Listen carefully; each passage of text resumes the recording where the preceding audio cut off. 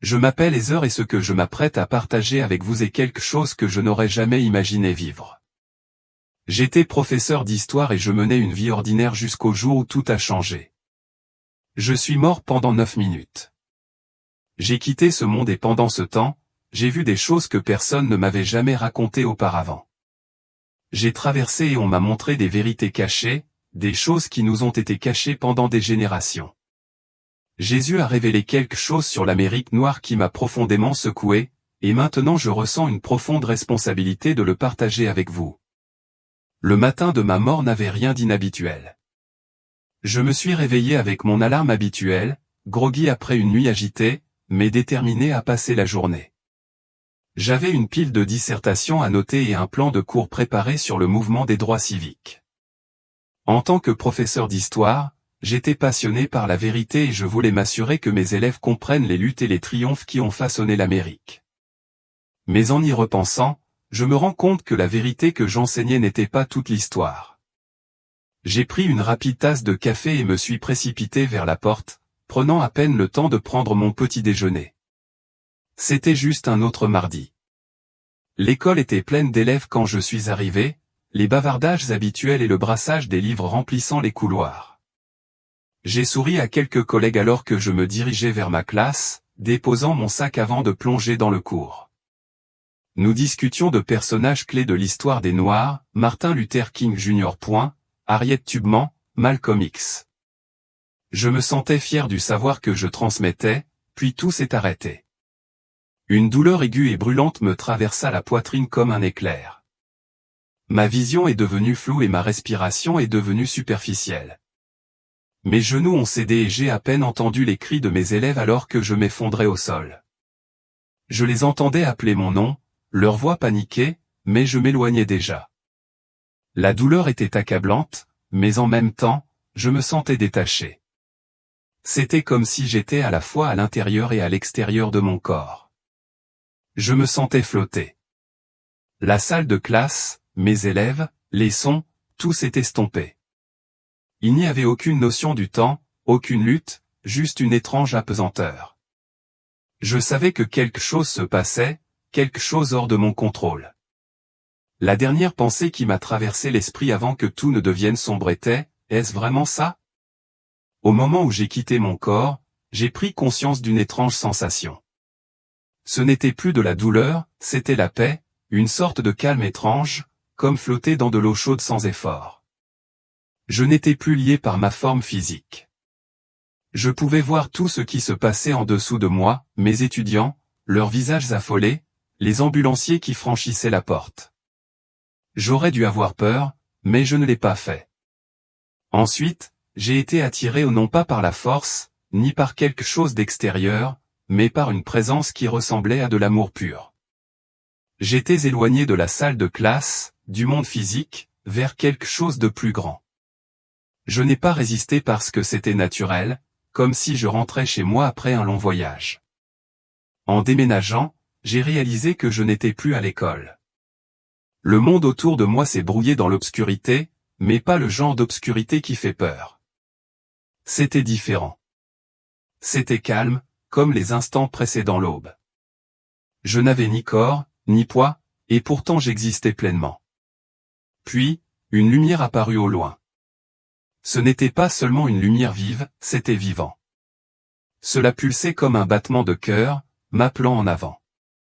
Je ne me suis pas dirigé vers lui, j'ai simplement bougé, comme si l'espace lui-même me rapprochait. Plus je m'approchais, plus je ressentais quelque chose d'indescriptible, un amour pur, une compréhension pure, une vérité pure. Et puis j'ai traversé. En entrant dans la lumière, tout a changé. Ce n'était pas comme se réveiller d'un rêve, c'était comme se réveiller pour la première fois. Chaque partie de moi, mon âme, ma conscience se sentait exacerbée. Les couleurs étaient plus riches, les sons plus profonds et les émotions brutes et pures. Je traversais un tunnel, mais ce n'était pas seulement un passage. C'était comme une existence entière en soi. Les murs scintillaient d'énergie, de souvenirs, de quelque chose au-delà de la compréhension humaine. C'était comme si je voyageais dans le temps, à travers chaque instant qui ait jamais eu lieu ou qui serait jamais. Mais ce qui m'a le plus frappé, ce sont les silhouettes au bord du tunnel. Je les ai vus des êtres grands et majestueux vêtus de robes fluides. Ce n'étaient pas des anges comme nous les imaginons. Ils étaient quelque chose de plus, quelque chose d'ancien. Leurs yeux brillaient de sagesse, leur visage avec une connaissance indicible. Ils me surveillaient, mais pas pour me juger. Ils attendaient. Je n'ai ressenti aucune peur, seulement de la curiosité. Qui était-il? Pourquoi semblait-il familier? Et puis, j'ai ressenti une présence, une force plus puissante que tout ce que j'avais jamais connu. Ce n'était pas seulement autour de moi, c'était en moi, coulant dans chaque partie de mon être. Je savais sans aucun doute que cette présence était Jésus. Il n'était pas simplement là, il était la lumière, il était le tunnel. Tout chaque âme, chaque élément de l'existence bougeait à travers lui. Je voulais parler, mais je n'avais pas de bouche. Je voulais m'incliner, mais je n'avais pas de corps. Au lieu de cela, mon âme savait simplement que c'était la source de toute chose, et il était sur le point de me montrer la vérité. On m'avait parlé de Jésus toute ma vie. J'avais vu son visage sur des peintures, entendu son nom dans des sermons, mais rien de tout cela n'était comparable au fait de se tenir devant lui. Dès l'instant où j'étais en sa présence, j'ai senti tout en moi se dissoudre. Chaque inquiétude, chaque doute, chaque question. Il me connaissait complètement et pleinement d'une manière que je ne connaissais même pas moi-même. Sa lumière ne brillait pas seulement, il a embrassé. Cela n'a pas seulement illuminé, cela a révélé. Il était à la fois bouleversant et familier, divin et personnel. Ensuite, il a parlé, non pas avec des mots, mais à travers moi. Sa voix n'était pas sonore, c'était savoir. Heather, il est temps que tu vois. Et en un instant, l'espace autour de nous a changé. Le tunnel, les silhouettes chatoyantes, ils s'estompèrent. Je n'étais plus seulement en sa présence. J'étais dans sa connaissance. J'ai vu le temps s'écouler. J'ai vu le passé, le présent et autre chose, quelque chose de caché aux yeux des humains. Et puis, il m'a montré le secret, une vérité qui avait été enterrée, oubliée, réécrite. Une vérité sur l'Amérique noire qui a tout changé. Tout ce que je pensais savoir, au moment où Jésus a parlé, je n'étais plus simplement debout dans la lumière. J'étais à l'intérieur. Toute la notion de temps s'est brisée devant moi. J'avais passé ma vie à croire que le temps était linéaire, un chemin direct du passé au présent et au futur. Mais maintenant, j'ai vu que le temps n'était pas du tout une limite. C'était comme un vaste océan, où chaque instant, passé, présent et même futur, existait en même temps. Je pouvais voir l'histoire se dérouler en couches. Ce n'était pas comme regarder de vieilles bobines de films. C'était comme si je me trouvais simultanément dans plusieurs périodes. J'ai vu des civilisations anciennes s'élever et s'effondrer, voir des guerres se dérouler et gagner, et voir des décisions prises qui se répercuteraient sur les générations. Puis Jésus s'est tourné vers moi, sa présence palpitant de quelque chose de plus profond, d'urgent. Il existe une vérité enfouie dans le temps, cachée à ceux qui la recherchent, a-t-il déclaré. Soudain, je bougeais et je ne marchais pas, je ne volais pas, mais j'étais simplement plongé dans des moments d'histoire que je n'avais jamais connus.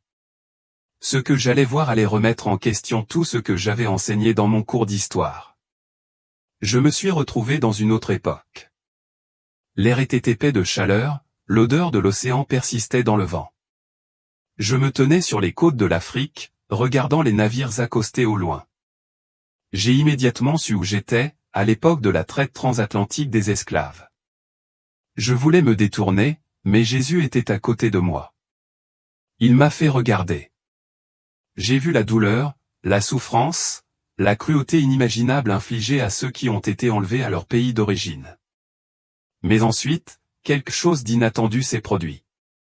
J'ai senti leur prière. Malgré l'horreur, il y avait une force inébranlable chez ces gens. Leurs esprits n'ont pas été brisés, même si leur corps était enchaîné. Je les vis chanter au fond des navires, leur voix s'élevant comme de l'encens jusqu'aux cieux. Ils ne chantaient pas seulement des chansons, ils faisaient appel à quelque chose de divin. Jésus s'est tourné vers moi et m'a dit, ceux qui leur ont pris, ce n'est pas seulement leur liberté. Ils ont volé leur héritage, leur appel divin. Mais il n'a jamais été perdu. Il a toujours été là, attendant d'être restauré. Puis le temps a encore changé. Je traversais différents moments de l'histoire, des esclaves chuchotant des prières dans les champs de coton, des rassemblements secrets où le savoir se transmettait, des messages écrits dans des spirituals qui avaient une signification plus profonde. J'ai vu des dirigeants, des révolutionnaires, des guérisseurs, des personnages cachés dont l'impact a été effacé de l'histoire. Et puis je l'ai vu la raison pour laquelle on m'a montré tout cela. Nous sommes arrivés à une époque qui nous semblait étrangement familière, le présent. J'ai vu des rues que je reconnaissais, des villes que j'avais visitées, des visages qui ressemblaient à ceux de mes étudiants de chez moi. Mais je le voyais avec un nouveau regard. Jésus m'a montré du doigt, et tout à coup, j'ai pu voir ce qui avait été caché à la vue de tous. J'ai vu que les Noirs américains n'étaient pas seulement un peuple qui avait enduré l'injustice, c'était un peuple appelé à quelque chose de plus grand. J'ai vu que leurs luttes n'étaient pas seulement des luttes, c'étaient des batailles spirituelles destinées à forger quelque chose de puissant en eux. Ils ont été choisis pour porter quelque chose que le monde a oublié depuis longtemps. Jésus a dit, puis il m'a révélé le secret. J'ai vu qu'à travers chaque difficulté ou esclavage, ségrégation, oppression systémique, il y avait quelque chose d'autre tissé dans leur histoire, une onction divine, un pouvoir qui avait été transmis de génération en génération, même s'ils ne s'en rendaient pas compte. Les prières de leurs ancêtres résonnaient encore dans le domaine spirituel, formant un bouclier de protection incassable. Les chansons, la culture, l'esprit inébranlable, tout cela témoignait de quelque chose de bien plus profond. Leur résilience n'est pas seulement une force humaine, a déclaré Jésus. C'est la manifestation d'un héritage spirituel, et cet héritage se réveille. J'ai vu des réveils, des mouvements et un changement commencer à se produire. Les gens redécouvrirent leur lien avec quelque chose d'ancien et de puissant. Et puis, il m'a montré pourquoi cela avait été caché. J'ai vu des hommes en costume sombre rassemblés dans des pièces remplies de livres et de documents. Leurs visages étaient illisibles, leurs paroles murmurées mais remplies d'intention. Ils ne discutaient pas de loi ou de politique, ils parlaient de contrôle. Ils l'ont toujours su, a déclaré Jésus. Ceux qui sont au pouvoir ont toujours connu la vérité, mais ils craignaient ce qui se passerait si elle était révélée. J'ai vu l'histoire être réécrite, tandis que les récits étaient soigneusement conçus pour effacer le pouvoir spirituel que portaient les Noirs américains. J'ai vu comment ils étaient systématiquement tenus à l'écart de leur propre histoire, pas seulement de leur passé ancestral, mais aussi de leur passé spirituel.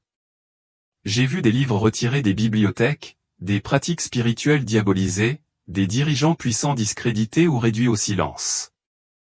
J'ai vu comment la peur était utilisée comme un outil, ou la peur de leur propre pouvoir, la peur d'entrer dans leur dessein divin. Mais le temps de la tromperie touche à sa fin, a dit Jésus.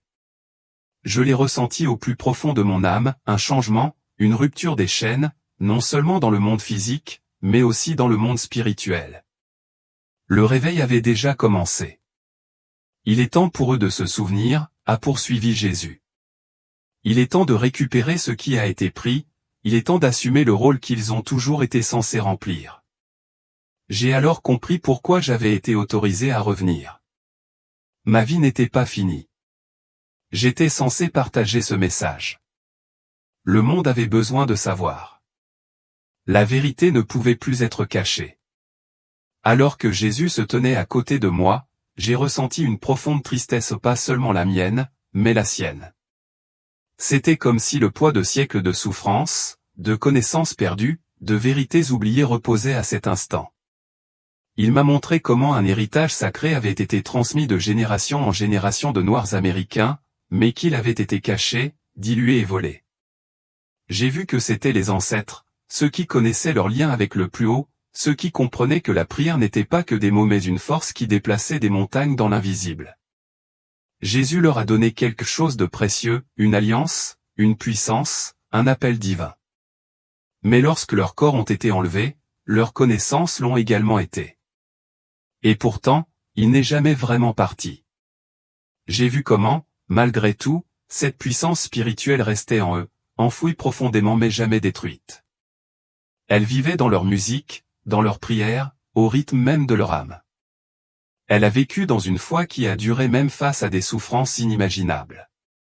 Le monde leur a dit qu'ils étaient impuissants, a poursuivi Jésus, mais en vérité, ils ont toujours été parmi les plus puissants.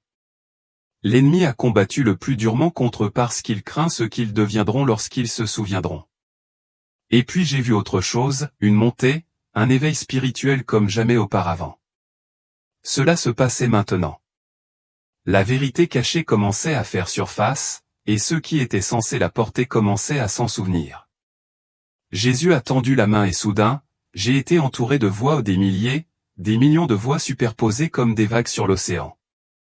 Il priait. Au début, je n'ai pas compris. Qui était-il? Où était-il? Ensuite, je les ai vus, des gens à travers le temps. Des hommes et des femmes réduits en esclavage chuchotant des prières en pleine nuit, les mains levées vers le ciel. Des mères qui crient après leurs enfants, des pères qui demandent de la force, des guerriers. En priant pour la justice, j'ai vu ceux d'aujourd'hui aux pasteurs, enseignants, musiciens et militants tous poursuivre leurs prières qui n'avaient jamais cessé. Leurs prières ne se sont jamais éteintes. Jésus a dit qu'ils avaient créé un bouclier, une protection, un lien qui ne pouvait être rompu, même lorsqu'ils ne se sentaient pas entendus, même lorsqu'ils se sentaient abandonnés. Le ciel a écouté, et maintenant ces prières sont exaucées. J'ai senti la puissance de ces prières couler comme des rivières, traverser le temps, toucher ceux qui n'étaient pas encore nés. C'était comme s'ils avaient attendu, accumulé, construit pour ce moment précis de l'histoire. Leurs ancêtres les couvraient de prières. Jésus a continué, et ces prières remontent maintenant à la surface. Le moment est venu pour eux de revendiquer ce qui leur a toujours appartenu. J'ai alors réalisé qu'il ne s'agissait pas seulement d'histoire, il s'agissait du présent. Les prières du passé façonnaient encore l'avenir. Jésus se tourna vers moi, son expression à la fois urgente et remplie d'amour. C'est pour cela que vous avez été renvoyés, a-t-il déclaré. Cette vérité doit être connue. Il est temps pour eux de s'éveiller pleinement, il est temps pour eux d'assumer leur vocation. J'ai ressenti le poids de ces mots, la responsabilité, la certitude que beaucoup rejetteraient ce message, que d'autres tenteraient de l'enterrer une fois de plus. Mais j'ai aussi ressenti autre chose, de l'espoir. J'ai eu un aperçu de l'avenir, de gens unis, plus liés par les faux récits qui leur avaient été nourris. J'ai vu des communautés se lever, se réapproprier non seulement leur histoire, mais aussi leur pouvoir spirituel. J'ai vu des guérisons, des miracles, des mouvements remplis d'énergie divine. J'ai vu ceux qui résisteraient, les forces qui avaient passé des siècles à faire en sorte que cette vérité reste enterrée. Ils tenteraient à nouveau de le faire taire, de discréditer ceux qui en ont parlé, mais ils ne peuvent pas arrêter ce qui a déjà commencé.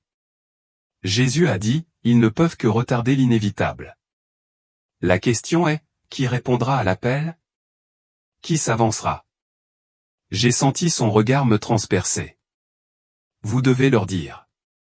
Vous devez leur dire que le temps presse et que l'éveil est proche.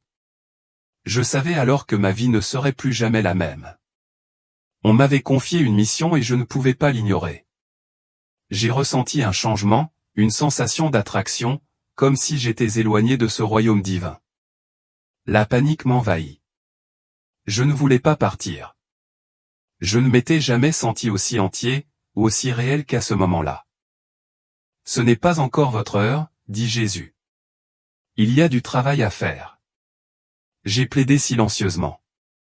Je voulais rester, l'amour, la paix, la vérité. Tout cela était bien plus réel que la vie que j'avais connue sur terre. Mais tu dois rentrer, dit-il, sa voix douce mais ferme. Vous avez été choisis pour être témoins. Vous avez été choisis pour leur dire. Soudain, j'ai ressenti à nouveau le poids de mon corps, la douleur, la difficulté à respirer, le bip des machines. Tout est revenu précipitamment. J'ai halté, mes yeux s'ouvrant. Les médecins ont crié, les infirmières se sont précipitées. J'entendais des voix qui disaient, elle est de retour. Nous avons un pouls. Les larmes ont brouillé ma vision. J'étais en vie, mais je n'étais pas la même personne qui était décédée. J'avais été renvoyé avec un message et je savais que le partager allait tout changer. Quand j'ai ouvert les yeux, tout était différent. Les lumières fluorescentes au-dessus de moi clignotaient. Le bruit des bips automatiques remplissait mes oreilles et l'odeur stérile de l'hôpital m'entourait. Pourtant, je savais que je n'étais pas la même personne qui était décédée. Les médecins et les infirmières étaient en délire, vérifiant mes signes vitaux et parlant d'un ton urgent. J'entendais ma famille pleurer quelque part à proximité, mais je ne pensais qu'à ce que j'avais vu. J'ai essayé de parler, mais ma gorge était irritée, mon corps faible et mon esprit s'emballaient avec tout ce que Jésus m'avait révélé, l'histoire cachée, la vérité sur la prière, le pouvoir spirituel que les Noirs américains avaient porté pendant des siècles sans s'en rendre compte. Il fallait que j'en parle à quelqu'un, mais comment? Qui me croirait? Au cours des jours suivants, alors que je récupérais, j'ai à peine parlé de ce qui s'était passé. Ma famille pensait que j'étais trop faible, trop dépassé. Ils n'avaient pas tort, mais ce n'était pas seulement le traumatisme d'avoir failli mourir. C'était le poids de savoir. J'étais assis dans mon lit d'hôpital, regardant par la fenêtre, regardant le soleil se lever et se coucher. C'était comme si j'étais revenu au monde, mais je n'y appartenais pas de la même manière. Tout semblait mince, comme un voile entre cette réalité et quelque chose de bien plus grand. Je sentais encore la voix de Jésus résonner en moi, dis-leur que le temps est court. À ma sortie de l'hôpital, je savais que ma vie ne serait plus jamais la même. Le problème était que je ne savais pas par où commencer. Comment dire aux gens que vous êtes morts et que Jésus a révélé quelque chose qui contredit ce qu'on leur a enseigné toute leur vie? Comment leur dire que l'histoire, telle que nous la connaissons, est incomplète? Que quelque chose de puissant a été caché et qu'un réveil est en train de se produire en ce moment? J'ai lutté contre la peur d'être renvoyé, d'être ridiculisé. Après tout, je n'étais qu'un professeur d'histoire. Est-ce que quelqu'un me prendrait au sérieux? Mais je ne pouvais pas l'ignorer. Chaque fois que je fermais les yeux, je revoyais les visions. J'ai entendu les prières des ancêtres, j'ai senti leur puissance grandir au fil du temps. Je savais que ce qu'on m'avait montré était réel. J'ai essayé d'en parler à un ami proche, quelqu'un en qui j'avais confiance. Elle écoutait en hochant la tête avec attention, mais je pouvais le voir dans ses yeux. Elle pensait que je ressentais juste une certaine confusion post-traumatique. C'est à ce moment-là que j'ai réalisé que cette vérité ne serait pas facilement acceptée. Le monde a passé trop de temps à le dissimuler. Les gens étaient conditionnés à ignorer la réalité spirituelle qui les entourait. Mais cela ne voulait pas dire que je garderais le silence.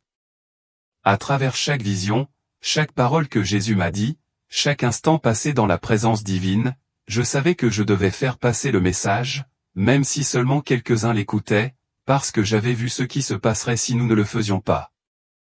Le réveil arrivait, que les gens soient prêts ou non. Je ne sais pas pourquoi j'ai été choisi pour vivre cela. J'étais juste un enseignant menant une vie ordinaire, mais je sais une chose, j'ai été renvoyé avec un but. Jésus a été clair, le temps de la tromperie touche à sa fin, la vérité apparaît et ceux qui sont censés la recevoir la ressentiront dans leur âme. Si vous lisez ceci, cela vous inclut peut-être. Peut-être que quelque chose bouge dans votre esprit, comme un souvenir que vous n'arrivez pas à situer. Peut-être avez-vous toujours eu l'impression qu'il y avait plus dans l'histoire, dans la spiritualité et dans la lutte des Noirs américains. Je te le dis maintenant, tu as raison. Les prières de vos ancêtres sont toujours vivantes, la force, la sagesse, l'appel. Il n'est jamais parti. Le monde a essayé de l'effacer, de vous faire oublier qui vous êtes, mais l'éveil est là. Je l'ai vu, je l'ai ressenti et maintenant je vous transmets ce message. Jésus ne m'a pas seulement montré l'histoire. Il m'a montré votre avenir, et il est puissant au-delà de ce que quiconque vous a dit. Allez-vous écouter? Allez-vous entrer dans ce qui était destiné à vous?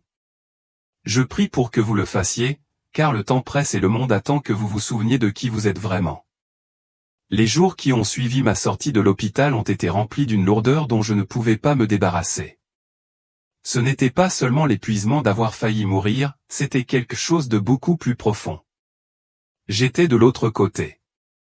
J'avais vu ce que la plupart des gens ne croiraient jamais, et maintenant j'étais de retour dans un monde qui me semblait étrangement irréel, comme si j'étais entré dans un rêve qui n'avait plus de sens. La nourriture avait un goût différent, les sons étaient plus aigus et même l'air autour de moi semblait plus lourd.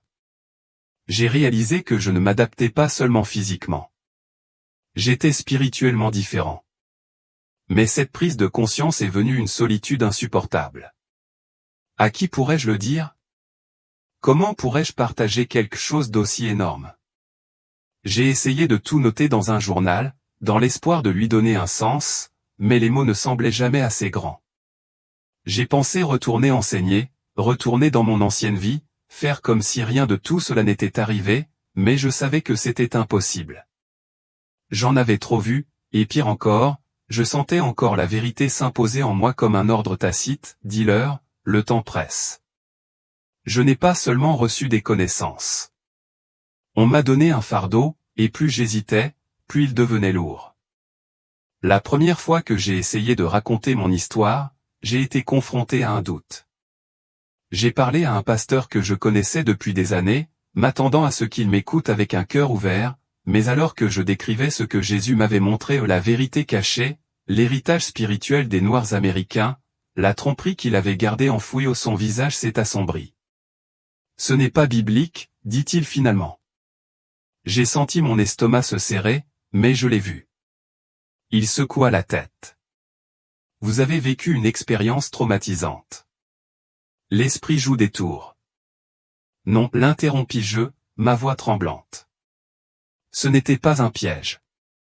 Jésus me l'a montré. Il me l'a dit. Il soupira. Faites attention, Heather. L'ennemi est trompeur. Vous ne voulez pas vous laisser égarer. Égarer? J'ai presque ri. Je m'étais tenu devant Jésus. J'avais senti sa présence, vu les prières des ancêtres tissées à travers le temps. Il n'y avait là aucune tromperie. Mais j'ai alors réalisé que les gens n'étaient pas prêts. Certains avaient été trop conditionnés pour rejeter tout ce qui ne correspondait pas à leurs croyances existantes, et d'autres connaissaient la vérité, mais ne voulaient pas qu'elle soit révélée. Je pouvais sentir la résistance, non seulement de la part des gens, mais de quelque chose de plus profond, d'invisible. Les mêmes forces qui avaient travaillé pendant des siècles pour enterrer cette vérité n'allaient pas la laisser surgir sans combattre, et je faisais désormais partie de cette bataille. Cette nuit-là, alors que je luttais contre le doute et la frustration, j'ai fait un rêve, sauf que cela ne ressemblait pas à un rêve. Je me suis retrouvé en présence de Jésus, avec la même lumière brillante, le même amour irrésistible, mais cette fois, son expression était sérieuse. Tu dois comprendre, Heather, dit-il. Ce n'est pas seulement de l'histoire. C'est une prophétie. J'ai regardé les scènes se dérouler devant moi. Les gens se réveillent, se souviennent de qui ils étaient, récupèrent des connaissances perdues. J'ai vu des communautés s'élever, se libérer des chaînes spirituelles et mentales. Mais j'ai aussi vu de la résistance, les ténèbres riposter, des tentatives de faire taire, de déformer, de supprimer. Le réveil a commencé, a déclaré Jésus, mais beaucoup ne le verront pas. Beaucoup auront trop peur pour l'accepter, et certains essaieront de l'arrêter complètement. J'ai senti une urgence monter en moi. Dis-leur, dit-il une dernière fois. Dites-leur avant qu'il ne soit trop tard. Je me suis réveillé en sursaut, le cœur battant. Je savais alors que je n'avais pas le choix. Il ne s'agissait plus seulement de moi, il s'agissait de nous tous. Le moment était venu et je ne resterai pas silencieux. Dès l'instant où je me suis réveillé de ce rêve, j'ai su que je ne pourrais jamais retourner à mon ancienne vie. Tout ce que j'avais construit, tout ce que j'avais cru avant mon expérience de mort imminente, tout cela semblait si petit comparé à ce que je comprenais maintenant. Je n'ai pas seulement reçu des connaissances. On m'a confié une mission. Je ne pouvais plus m'asseoir dans une salle de classe et enseigner l'histoire à partir de livres dont je savais maintenant qu'ils étaient incomplets. Je ne pouvais pas regarder le monde de la même manière, sachant que tant de choses avaient été cachées, tant de choses volées. Jésus m'avait montré la puissance qui avait été enterrée, la vérité qui avait été dissimulée et l'éveil qui se déroulait maintenant devant nous. Mais je savais aussi que ce message ne serait pas accepté facilement. Certains l'ignoreraient, d'autres s'en moqueraient, et d'autres encore tenteraient d'empêcher sa propagation. Pourtant, j'étais sûr d'une chose, je devais le partager. Alors j'ai commencé à écrire. J'ai déversé tout ce que j'avais vu, les prières des ancêtres, l'héritage divin, la force spirituelle qui n'avait jamais été brisée. J'ai parlé de la tromperie, des forces qui avaient tenté pendant des siècles de cacher cette vérité. J'ai écrit sur l'éveil, le mouvement qui se déroulait en ce moment, l'émotion dans l'âme des gens qu'ils pouvaient ressentir même s'ils ne pouvaient pas l'expliquer. Et j'ai écrit sur l'urgence, car le temps presse. Jésus l'a dit clairement, l'éveil a lieu maintenant, et ceux qui étaient censés entendre ce message le ressentiront au plus profond d'eux-mêmes, comme un écho de quelque chose qu'ils savaient déjà mais qu'ils avaient oublié. Je ne sais pas qui recevra ce message. Je ne sais pas jusqu'où cela ira, mais je sais ceci, si vous lisez ceci, ce n'est pas par hasard. Le moment est venu de se réveiller. Le moment est venu de se souvenir. Les prières de vos ancêtres n'ont jamais cessé de fonctionner et la vérité refait surface. Jésus m'a dit de leur dire, et maintenant je vous le dis. Allez-vous écouter ? Allez-vous chercher la vérité par vous-même ou laisserez-vous l'histoire se répéter ? Le choix vous appartient. Mais sachez ceci, quoi qu'il arrive, l'éveil ne peut être arrêté. La vérité ne sera plus enterrée. Le moment est venu et vous étiez censé en faire partie.